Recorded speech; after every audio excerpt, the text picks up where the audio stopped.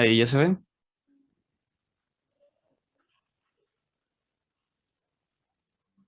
Sí, Sí.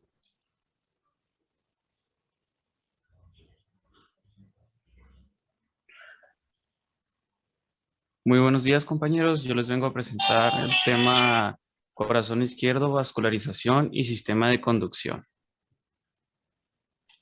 Para empezar, les voy a hablar sobre el atrio izquierdo.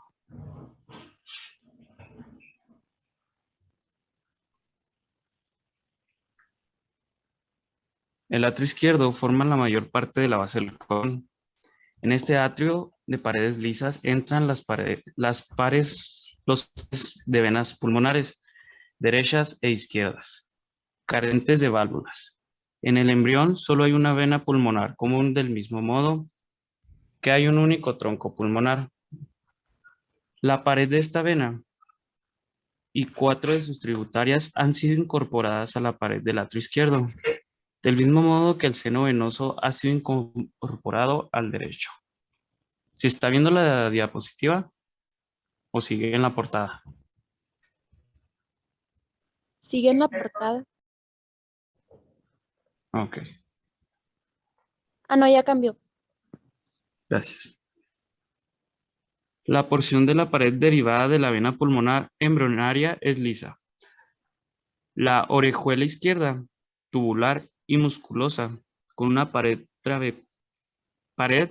trabécula por los músculos pectinados.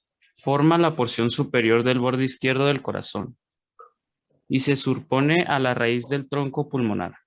Representa los vestigios de la porción izquierda del atrio primitivo. Una depresión semilunar en el tabique interatrial señala el suelo de la fosa oval.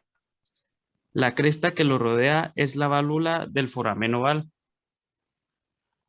En el interior del atrio izquierdo posee una porción más grande de pared lisa y una orejuela muscular más pequeña que contiene músculos pectinados. 4 venas pulmonares, 2 superiores y 2 inferiores, que penetran por su pared posterior lisa. Una pared ligeramente más gruesa que la del atrio derecho. Un tabique interatrial que se inclina posteriormente y hacia la derecha. Un orificio atrioventricular izquierdo a través del cual el atrio izquierdo vierte la sangre oxigenada que recibe de las venas pulmonares en el interior del ventrículo izquierdo. En esta imagen que se alcanza a ver, aquí tenemos la vena pulmonar inferior izquierda, aquí las venas pulmonares derechas, aquí la vena pulmonar superior izquierda.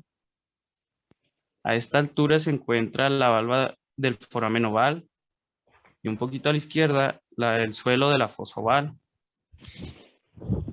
Lo que ven esto blanco sería el anillo fibroso del orificio atrioventricular izquierdo. Aquí las cuerdas tendinosas y más abajo serían los músculos palpilares.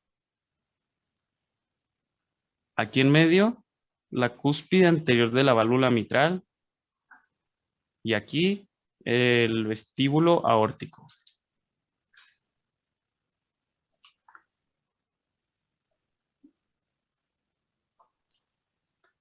El ventrículo izquierdo. El ventrículo izquierdo forma el vértice del corazón, casi toda su cara y bordes izquierdos y la mayor parte de la cara diafragmática, debido a que la presión arterial es mucho más alta en la circulación sistemática que en la pulmonar. El ventrículo izquierdo desarrolla más trabajo que el derecho. En el interior del ventrículo izquierdo tiene paredes que son 2 y 3 veces más gruesas que el ventrículo derecho, paredes cubiertas con gruesas crestas musculares, trabéculas carnosas que son más delgadas y más numerosas que las del ventrículo derecho, una cavidad crónica más larga que la del ventrículo derecho, unos músculos palpilares anterior y posterior mayores que los ventrículo derecho, una porción de salida de pared lisa, no muscular y superanterior, el vestíbulo de la aorta, que conduce hacia el orificio de la valva aórticos. Una valva atrioventricular izquierda o valva mitral, con dos válvulas que cierra el orificio atrioventricular izquierdo. Un orificio aórtico situado en su porción posterior, posterosuperior derecha y rodeado por un anillo fibroso al que se le unen las tres válvulas, derecha, posterior e izquierda, de la valva aórtica. La aorta ascendente tiene su origen en el orificio aórtico. El ventrículo izquierdo es la cámara de bombeo del corazón que envía sangre rica en oxígeno.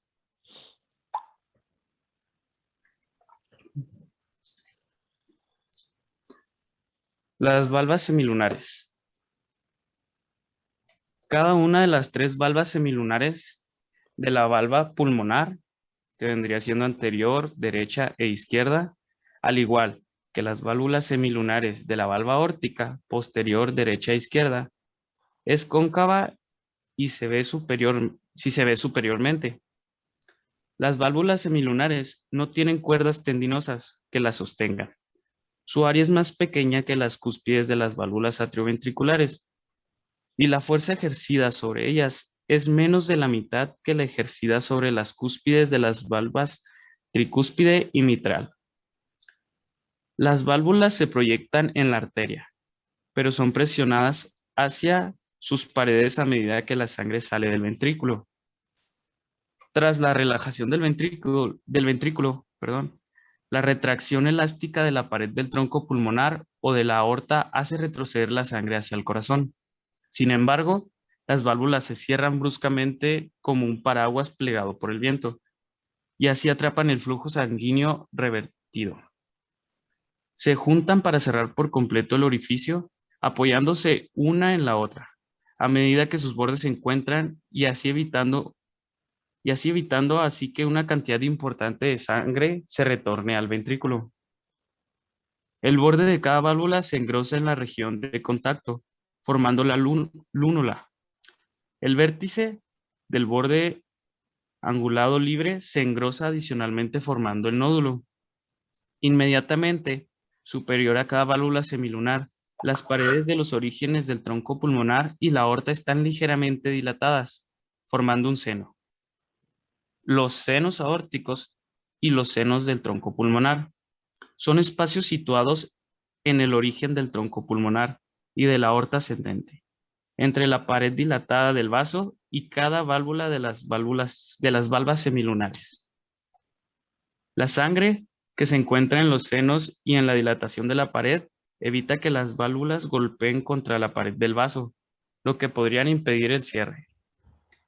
El orificio de entrada a la arteria coronaria derecha está en el seno aórtico derecho. El de la coronaria izquierda está en el seno aórtico izquierdo. Y en el seno aórtico posterior no se origina ninguna arteria.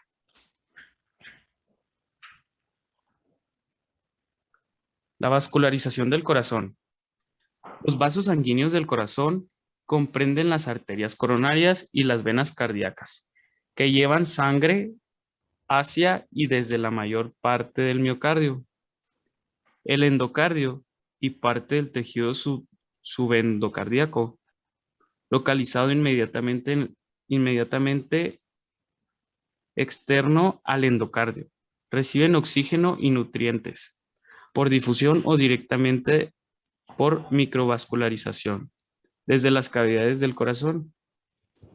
Los vasos sanguíneos del corazón, normalmente embebidos en tejido graso, recorren la superficie del corazón justamente profundos al epicardio. En ocasiones, partes de los vasos se integran al miocardio.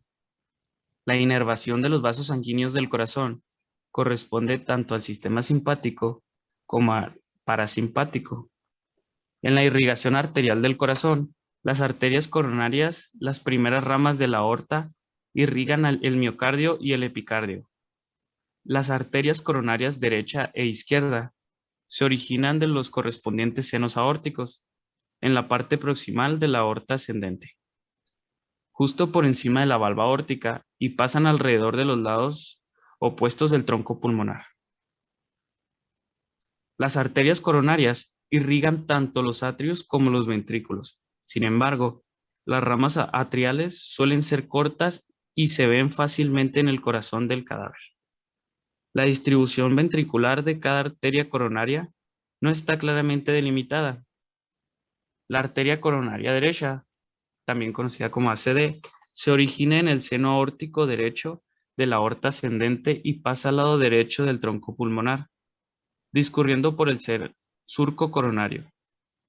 Y cerca de su origen, la arteria coronaria derecha normalmente da origen a una rama para el nódulo sinoatrial, conocido como SA.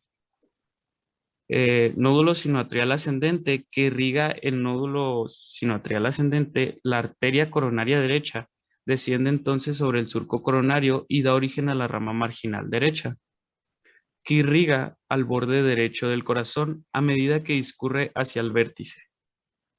Después de emitir esta rama, la arteria coronaria derecha gira hacia la izquierda y continúa por el surco coronario hacia la cara posterior del corazón.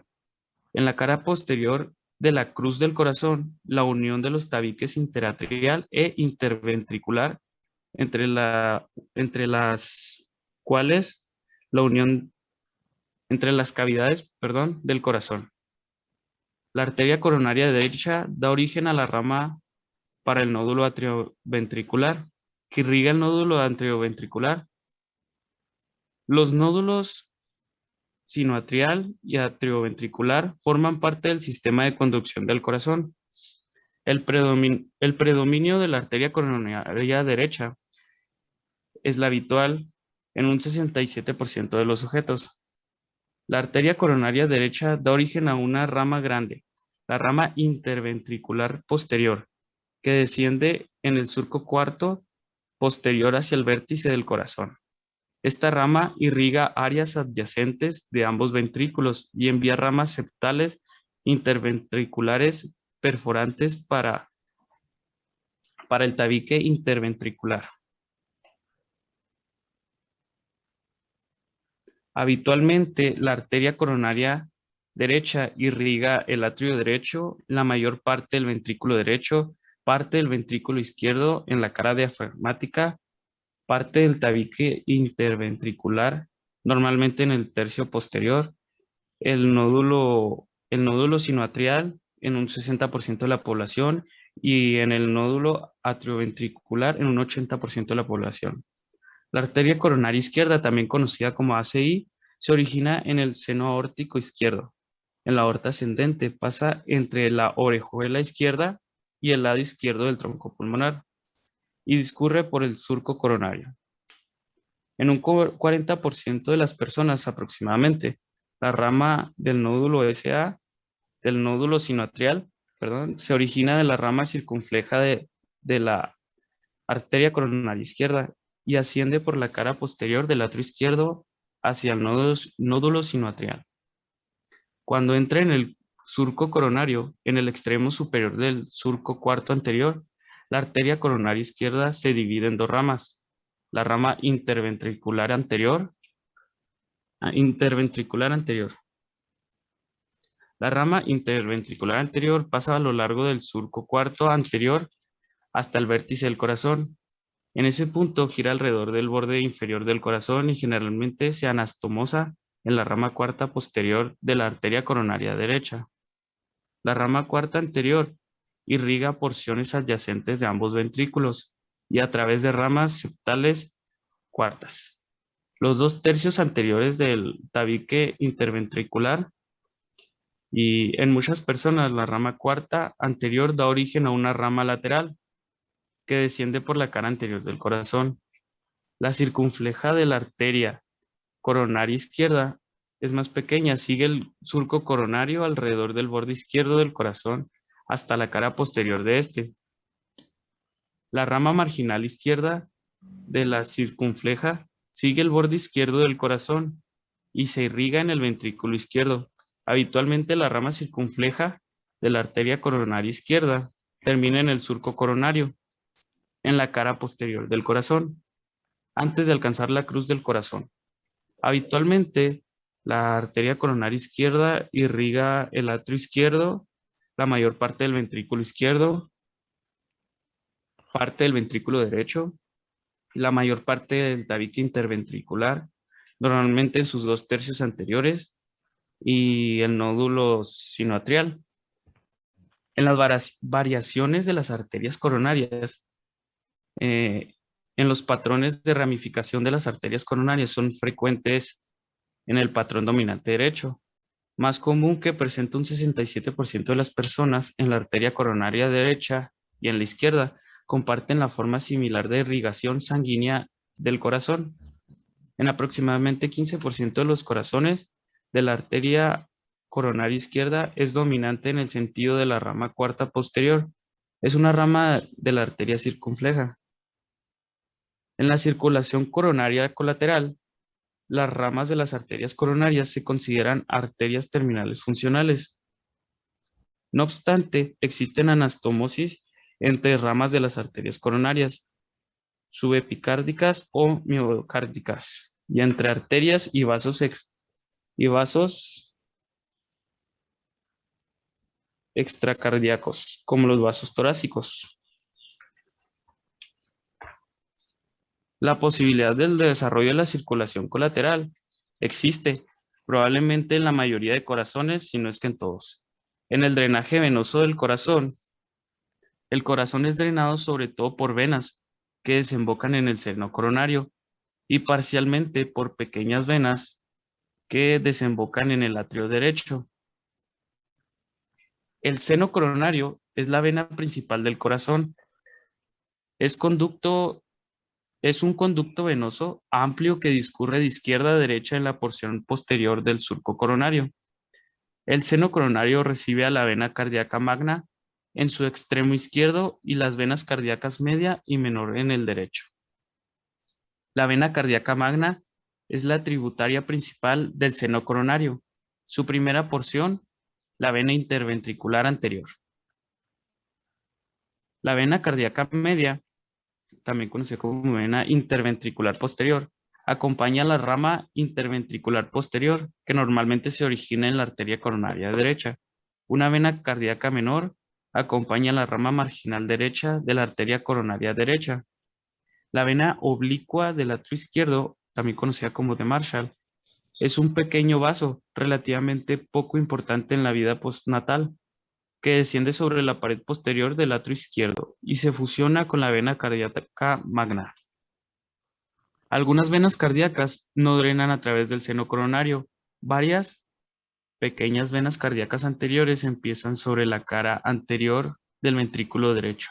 Cruzan por el surco coronario y normalmente desembocan directamente en el atrio derecho. Las venas cardíacas mínimas son vasos diminutos que empiezan en los lechos capilares del miocardio y desembocan directamente en las cavidades del corazón. En el drenaje linfático del corazón, los vasos linfáticos del miocardio y el tejido conectivo subendocardíaco se dirigen hacia el plexo linfático superpicárdico.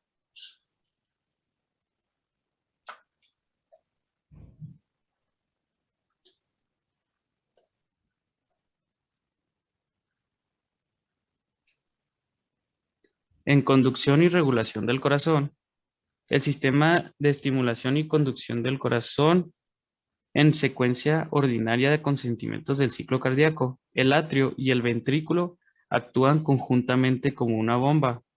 El sistema de conducción del corazón genera y transmite los impulsos que producen las contracciones coordinadas del ciclo cardíaco. El sistema de conducción está formado por tejido nodal que inicia el latido y coordina las contracciones de las 4 cavidades cardíacas y por fibras de conducción altamente especializadas que las conducen rápidamente a las diferentes áreas del corazón. Los impulsos se propagan entonces por las células del músculo estriado y cardíaco, de forma que las paredes de las cavidades se contraen simultáneamente. El nódulo sinoatrial está situado a nivel anterolateral justamente profundo al epicardio, en la unión de la vena cava superior y el atrio derecho, cerca del extremo superior del surco terminal. El nódulo sinoatrial, una pequeña acumulación de tejido nodal que son fibras musculares cardíacas especializadas y tejido conectivo fibroelástico asociado. Es el marcapasos del corazón. El nódulo sinoatrial inicia y regula los impulsos para las contracciones del corazón. Proporciona un impulso unas 70 veces por minuto. En la mayoría de las personas, la mayor parte del tiempo. La señal de contracción del nódulo sinoatrial se propaga de forma miógena. El nódulo sinoatrial está irrigado por la arteria del nódulo sinoatrial, que se origina habitualmente como una rama auricular. El nódulo atrioventricular es una agrupación más pequeña de tejido nodal que la del nódulo sinoatrial. Está localizada en la región posterior del tabique interventricular, cerca del orificio del seno coronario. La señal generada por el nódulo sinoatrial a través de las partes del atrio derecho y se propaga por el músculo cardíaco, que sería la conducción miógena, que transmite la señal rápidamente desde el nódulo sinoatrial al nódulo atrioventricular. En la unión de las porciones membranosas y muscular del tabique interventricular y el fascículo atrioventricular se dividen en ramas derecha e izquierda del fascículo. Estas ramas pasan por cada una de las porciones muscular del tabique interventricular, profundas al endocardio y luego se ramifican en las ramas subendocárdicas. El nódulo atrioventricular está irrigado por la arteria del nódulo atrioventricular, la más grande y generalmente la primera rama septal cuarta de la arteria cuarta posterior, una rama de la arteria coronaria derecha en el 80% de las personas. La generación de impulso y su conducción pueden resumirse en el siguiente modo. El nódulo sinoatrial inicia un impulso que es conducido rápidamente hacia las fibras musculares cardíacas de los atrios y provoca su contradicción. El impulso se propaga mediante conducción miogénica que transmite el impulso rápidamente desde el nódulo sinoatrial al nódulo atrioventricular. La señal se distribuye desde el nódulo atrioventricular a través del fascículo atrioventricular y sus ramas derecha e izquierda pasan por cada lado del tabique interventricular. La inervación del corazón. El corazón está inervado por fibras nerviosas autónomas procedentes del plexo cardíaco, que a menudo bastante artificialmente se dividen en porciones superficiales y porciones profundas. Esta red nerviosa, según se describe, con más frecuencia está situada sobre la superficie anterior de la bifurcación de la tráquea. La inervación simpática procede de fibras presimpáticas, cuyos cuerpos celulares residen en los núcleos intermediolaterales de los 5 o 6 segmentos torácicos superiores de la médula espinal, y de fibras simpáticas, postosimpáticas con cuerpos celulares de los ganglios paravertebrales y cervicales, torácicos y superiores de los troncos simpáticos. La inervación parasimpática del corazón procede de fibras presimpáticas de los nervios vagos. Los cuerpos celulares parasimpáticos y postsimpáticos se localizan en la pared atrial y el tabique interatrial.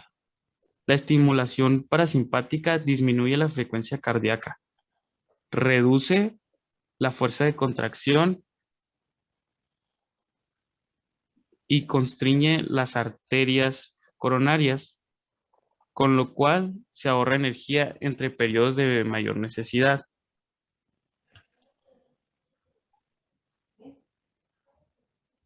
Las fibras parasimpáticas postsimpáticas liberan acetilicolina, que se une a los receptores. Colina. Disculpe. Acetilcolina. Aceticolina. Acetilcolina. Acetilcolina. Eso. Perdón. Que se une a los receptores muscarínicos.